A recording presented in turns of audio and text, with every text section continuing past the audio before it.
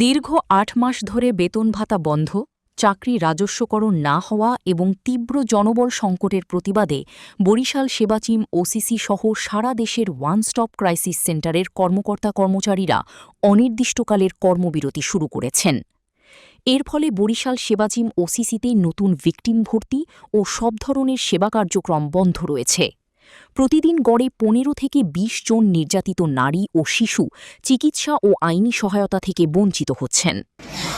আমরা ২০০০ থেকে আমাদের প্রজেক্ট শুরু এবং ২০২৪-এ প্রজেক্ট শেষ হওয়ার পরে আমাদের রাজস্বকরণের কথা থাকলেও তারা রাজস্বকরণে এটাকে না নিয়ে আউটসোর্সিংয়ে নেওয়ার প্রসেস করছে। তো আমরা তাও মেনে নিয়েছি। এখন বর্তমানে আমাদের ৭ মাস পর্যন্ত বেতন ভাতা বন্ধ, অফিসিয়াল খরচ বন্ধ সহ আমরা অসহায় অবস্থায় জীবনযাপন করতেছি। তো এমতো অবস্থায় আমরা বাধ্য হয়ে ভিকটিম ভর্তি নেওয়া বন্ধ করা সহ আমাদের সমস্ত কার্যক্রম বন্ধ ঘোষণা করেছি। ভিকটিমের সংখ্যা অনেক থাকে, অনেক। এখানে আমাদের মন্ত্রণালয়ে আছি আমরা ৮ আছে, এমএলএসএস আছে ৫ জন, আচ্ছা, ট্রমা কাউন্সিলিং সেন্টারের আছে সিও একজন, আচ্ছা, লয়ার আছে একজন, আচ্ছা, আমি সিও আছি একজন, ওসিসি সেন্টার। এই বিষয়ে আমরা আসলে ওসিসির পক্ষ থেকে আন্তরিকভাবে আমরা দুঃখিত এবং মর্মাহত। আমরা চেষ্টা করেছিলাম যে আমাদের যাতে বেতন ভাতাটা আমাদের চালু হয়, আমাদের নিয়োগটা দিয়ে দেয়। আমাদের নিয়োগ বলতে ওরা পরীক্ষা নিয়েছে, পরীক্ষা নেওয়ার পর ভাইবা নেওয়ার পরে আমাদের নিয়োগ দেয় না। আমরা অপেক্ষা করতেছিলাম জানুয়ারি থেকে এই জুলাই পর্যন্ত যে আমাদের নিয়োগটা যাতে দিয়ে দেয় এবং বকেয়া বেতন দিয়ে দেয়। তো এখন আমরা নিজেরা যদি না চলতে পারি তাহলে আমরা নারীদের কিভাবে সেবা দেব? আমরা নিজেরাই মানসিকভাবে বিধ্বস্ত। মানুষ যদি সংসার চালা, আমি নিজের সংসার যদি না চালাই, অন্য নারীকে আমি কিভাবে সেবা দেব? গত ৩-৪ দিন ধরে আমাদের পিরোজপুর ওসিসি আমরা বন্ধ রেখেছি, কর্মবিরতি দিচ্ছি। আমরা টানিয়ে গিয়েছি যে কর্মবিরতি চলছে অনির্দিষ্টকালের জন্য।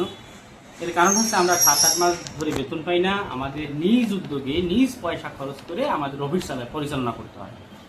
এখন এইভাবে আমরা কতদিন চলতে পারবো? অফিস থেকে ন্যূনতম কোনো খরচপাতি দেয় না এবং আজকের বিল করলে সেটা ৬ মাস ৭ মাস পরে দেয়। এতদিন আমরা এই যে টাকাটা আমাদের অফিসের কাছে জমা থাকে, এটা দিয়ে আমরা কিভাবে চলবো? এবং আমাদের ২০২৪ সালের পর থেকে রাজস্ব নেওয়ার যে কার্যক্রম ছিল সেটা হঠাৎ করে বন্ধ করে এখন নতুন করে কিউআরটি নামক একটা প্রজেক্ট চালু করছে, যার মধ্যে আমাদেরকে নিয়োগ দেওয়ার জন্য বলছিল, কিন্তু ইদানিং দেখা যাচ্ছে তারা নিয়োগও দিচ্ছে না, বেতনও দিচ্ছে না। এবং আমরা বকেয়া বেতনের দাবিতে আমরা এই ৭-৮ মাস রানিং ৩ জন, একজন চলে গেছে, আছি আমরা ২ জন, আমি কম্পিউটার অপারেটর এবং আমাদের একজন এমএলএস। এখন দাবি দেওয়া হচ্ছে আমরা যাতে বকেয়া বেতন পাইতে পারি এবং আমাদের এই কার্যক্রমটা যাতে সরকারের কমিটমেন্ট অনুসারে যাতে এটা আবার রাজস্ব চলে যায়। মহিলা ও শিশু বিষয়ক মন্ত্রণালয়ের আওতাধীন আমরা কাজ করতে one stop crisis cell OCC, এটা মাল্টি সেক্টর প্রোগ্রামের আওতায়। আসলে এটা প্রজেক্টটা যারা তাদের কর্মবিরতি চলছে, কিন্তু আমরা যারা এখানে আপনার সরকারি যারা আছি আমাদের তো কর্মবিরতি নয়, আমরা অফিসে আসছি এবং অফিসে আসছি, ডিউটি চলতেছে আমাদের। দাবি দেওয়া আসলে ওনারা তো অনেকদিন বেতন পায় না, তাদের বেতন ছাড়া ৬-৭ মাস চলতে তো তাদের অনেক কষ্টই হয়।